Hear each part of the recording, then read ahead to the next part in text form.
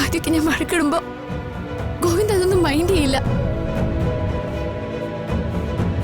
ഉള്ളിൽ കരഞ്ഞുകൊണ്ടാണെങ്കിലും ഞാൻ പിന്നെയും പിന്നെയും ഗോവിന്ദിനോട് വഴക്കിട്ടു.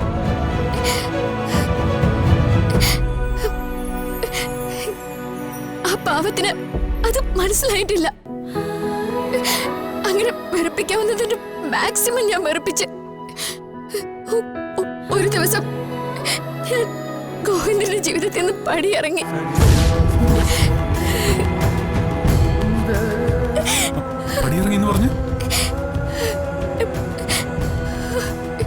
ഞങ്ങൾ തമ്മിൽ വേർപിരിഞ്ഞു.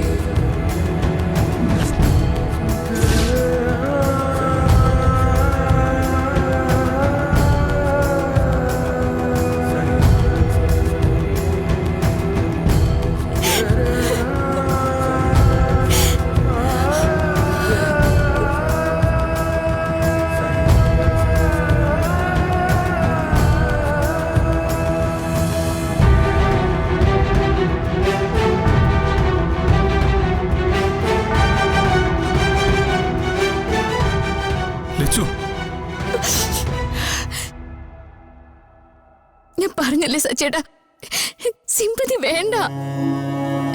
ഞാൻ മരിക്കുന്നത് സത്യമാ.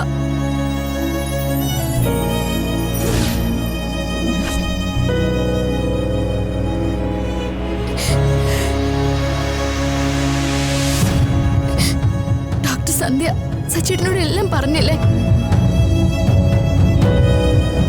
എനിക്കിതൊരു പാലിയേറ്റീവ് ലൈഫ് മാത്രമാണ്.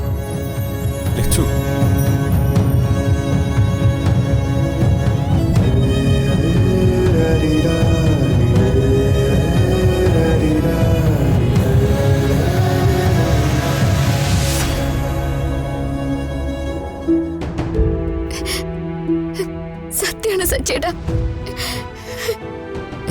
മരണത്തിലേക്കുള്ള എന്റെ യാത്രയിലെ ഇടവേളയാ സച്ചേട്ടനൊത്തുള്ള ഈ കുറച്ച് സമയം.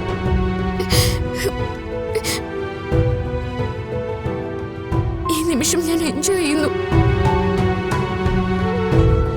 ഒരിക്കൽ എന്നെ ഒരുപാട് സ്നേഹിച്ചെന്ന് ഒരാളുടെ തൊട്ടടുത്ത് ഇങ്ങനെ നിൽക്കുമ്പോ അല്പം റൊമാൻസ് ഒക്കെ എനിക്കും തോന്നുന്നുണ്ട്.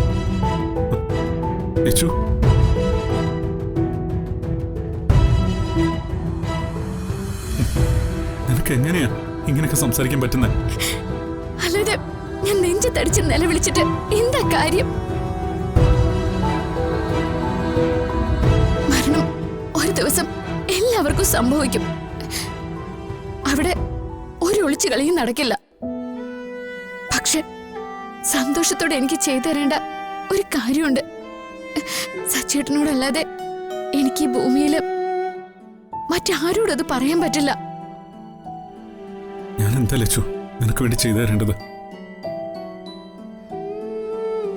സച്ചേട്ടന്റെ നാവിൽ നിന്ന് ഞാനൊരു രോഗിയാണെന്ന് ഈ ലോകത്ത് മറ്റൊരാൾ പോലും അറിയരുത്.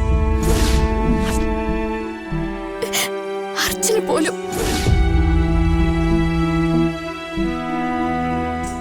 ഞാൻ മരിക്കുന്നത് വരെ ഈ രഹസ്യം സച്ചേട്ടന്റെ ഉള്ളിൽ തന്നെ ഇരിക്കണം.